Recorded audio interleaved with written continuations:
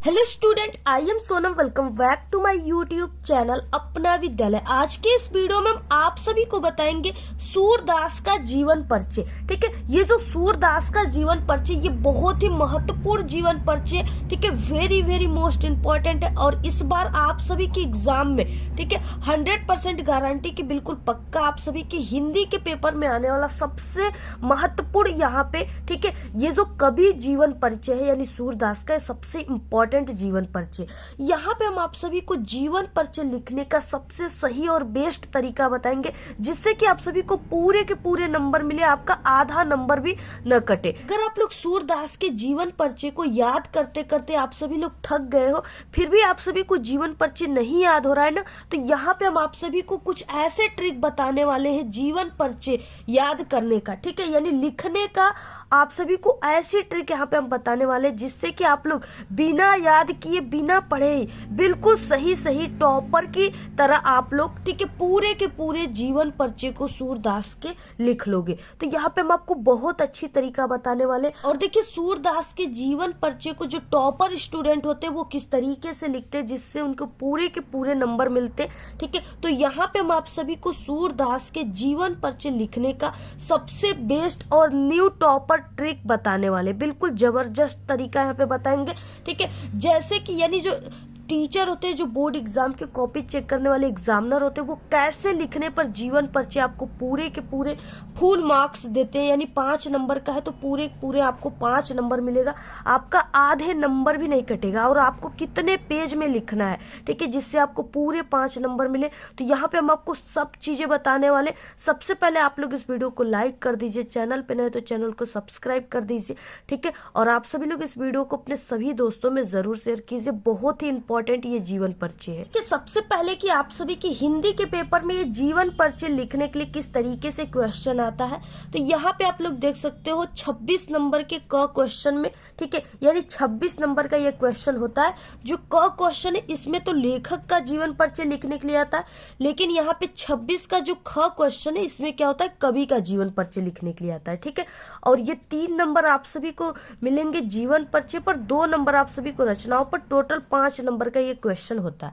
दिया है कि निम्नलिखित कवियों में से किसी एक कवि का आपको जीवन परिचय देना है तथा उनकी किसी एक रचना का नाम लिखना है, ठीक है। और यहाँ पे देखिए दिया है पहले ही नंबर पे सूरदास दिए हुए, जो बहुत ही मोस्ट इंपॉर्टेंट है और इस बार तो पक्का आप सभी के पेपर में छप चुके हैं, ठीक है। तो देखिए सूरदास के जीवन परिचय को आपको लिखना कैसे स्टार्ट करना है। जो टॉपर होते हैं वो किस तरीके से लिखना प्रारंभ करते हैं जिससे उन्हें पूरे के पूरे नंबर मिलते हैं, ठीक है। जीवन परिचय लिखने का सही तरीका क्या होता है, जो कि कवि परिचय लिखने का। तो देखिए सबसे पहले कि यहाँ पे क्या है, क्वेश्चन में दिया ही है कि कवि परिचय, ठीक है। तो हम लोग यहाँ पे कवि परिचय लिख रहे हैं, तो आपको सबसे पहले ये जो बोर्ड की कॉपी है आप सभी के एग्जाम की, ऊपरी सिरे पर आपको कवि परिचय लिख देना है। इसके बाद यहाँ पे क्या है, ये 26 का ख क्वेश्चन है, तो आपको प्रश्नोत्तर संख्या यानी नंबर लिख देना है प्रश्नों का, प्रश्नोत्तर संख्या 26 का ख। इसके बाद हम लोग लिख रहे हैं सूरदास पे जीवन परिचय, तो आपको लिख देना है सूरदास ऐसे, ठीक है। ब्लैक पेन का आपको यूज करना है और इसे आपको थोड़ा बड़े साइज में लिखना है सूरदास को। इसके बाद देखिए आप सभी को क्या करना है, अब लिखने का सही तरीका क्या होता है जीवन परिचय, वो है इस तरीके से बॉक्स बनाकर लिखना, ठीक है। देखिए बहुत सारे स्टूडेंट होते हैं जो जीवन परिचय सही सही बिल्कुल लिखते हैं, लेकिन उनको लिखने का सही तरीका नहीं पता होता, जिससे उनके नंबर हिंदी में कट जाते हैं। तो देखिए जीवन परिचय लिखने का सही तरीका क्या होता है, टॉपर कैसे लिखते हैं, ठीक है। तो इस तरीके से वो बॉक्स बना लेते हैं और ये बॉक्स आपको ब्लैक पेन या ब्लैक स्केच से बना लेना है। इसमें आपको सबसे पहले लिखना है संक्षिप्त परिचय ब्लैक पेन से, उसके बाद नाम आप सभी को लिखना है, तो जिसका हम लोग लिख रहे हैं उन्हीं का नाम लिखेंगे सूरदास, ठीक है। जन्म इनका सन 1478 ईस्वी में हुआ था और जन्म स्थान यानी कहाँ पे हुआ था, तो ये रुनकता नामक गांव में हुआ था, ठीक है, रुनकता आपको लिख देना। पिता का नाम इनके रामदास सारस्वत था और माता का नाम इनके जमुना दास था। इनके गुरु कौन था, तो वो वल्लभाचार्य थे।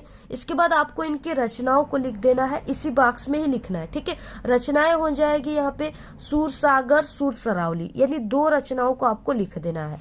इसके बाद और लास्ट में आप सभी को मृत्यु लिखना है, ठीक है, क्योंकि ये इनके माता पिता ये सब वल्लभाचार्य इनके गुरु बनने के बाद, इनकी रचनाओं के बाद तो ये इनकी निधन हुआ था, तो इसलिए आपको मृत्यु को सबसे लास्ट में लिखना है। बहुत सारे स्टूडेंट होते हैं जो मृत्यु को पहले ही लिख देते हैं, इधर ही लिख देते हैं, इसके बाद रचनाओं को लिखते हैं। ये सबसे बड़ी गलती है, ठीक है, क्योंकि ये सब करने के बाद इनकी निधन हुआ ना, तो इसको आपको लास्ट में लिखना है। तो मृत्यु हो जाएगा इनका सन 1583 ईस्वी में, ठीक है। तो ये चीजें आपको सबसे पहले बॉक्स में लिख देना है। ये 5-6 पॉइंट है जिसे अगर आप लोग याद कर लेते हो तो आप लोग हजारों जीवन पर्चियों को मात्र इसी पॉइंट से बना लोगे, ठीक है। अब देखिए, ये जो बॉक्स में हमने जो 5-6 पॉइंट लिखा है ना, अब इसी से पूरे जीवन पर्चे को बनाएंगे, ठीक है। और सबसे सही तरीका यही होता है, ठीक है। टॉपर ऐसे ही बनाते हैं। देखिए, आप सभी को जीवन पर्चे जो है नहीं याद हो रहा है ना, तो आपको इसी वीडियो में हम ऐसी ट्रिक बताएंगे जिससे आपको पूरे जीवन पर्चे याद हो जाएगा। आपको रटने की कोई जरूरत नहीं है, ठीक है। देखिए, ये सब 5-6 पॉइंट आप लोगों ने याद कर लिया, जितना यहाँ पे हमने बॉक्स में लिखा है। इसके बाद इसी से ही पूरे जीवन पर्चे को अब देखिए हम बनाना स्टार्ट करते हैं। सबसे पहले आपको जीवन पर्चे लिखना है ब्लैक पेन से इसके नीचे, ठीक है।